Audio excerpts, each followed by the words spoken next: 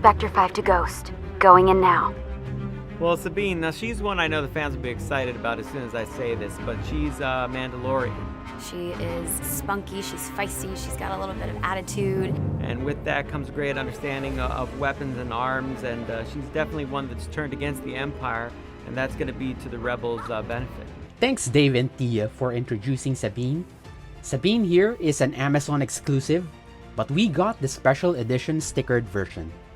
This pop is number 547 in the Star Wars Funko line. At the top of the box, as usual, we see Sabine's head, and at the bottom, all the legal stuff. Sabine is part of the Power of the Galaxy, a line devoted to the women of Star Wars. So far, they released new versions of Padme, Jean Erso, and Princess Leia.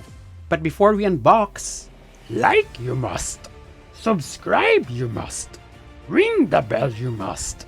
Okay, on with the unboxing of Sabine Wren, the fan favorite explosives-loving Mandalorian from the Star Wars Rebels animated series.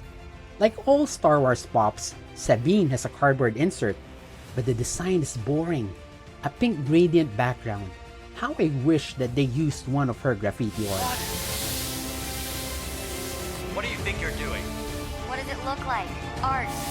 This pop is based on Sabine's look on the 4th season of Star Wars Rebels, where she won the Darksaber after a duel with Imperial Viceroy Gar Saxon. Absolutely love the flying pose that Funko did here.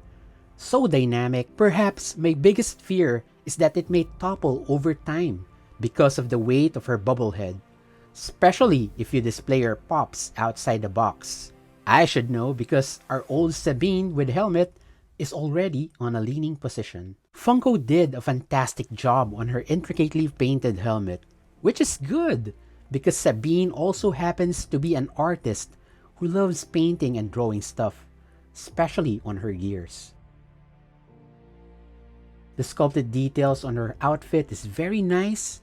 She usually wields 2 blasters, but here we see one is still inside the holster and the other holster is empty.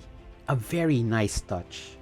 The Darksaber is also sculpted well, and the paint details on the blade looks great. She's also holding a blaster, and I'm not sure if it's one of her Westar 35 blaster. I feel that this was sculpted as an afterthought. They got her signature jetpack right, and it has good enough paint detail with the translucent exhaust coming out.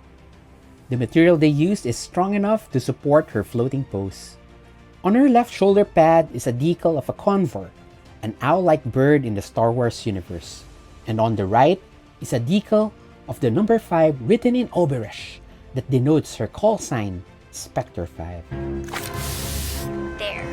Perfect. The 2 Sabines Funko released before have gone up in value, and I'm happy to say that the Power of the Galaxy Sabine is the best version Funko released so far. Here's a side-by-side of all the Sabine Wrens for your reference. It's a good thing they didn't make a chase unhelmeted version of the new sculpt. There has been a resurgence of interest in Star Wars Rebels because Sabine is now being adapted in live action, and she's going to be played by Natasha Bordizzo. So get yourself a Sabine before she skyrockets in value. Like I said, there is an interest in the Rebel series, and I'm so glad we completed the Funko line way back.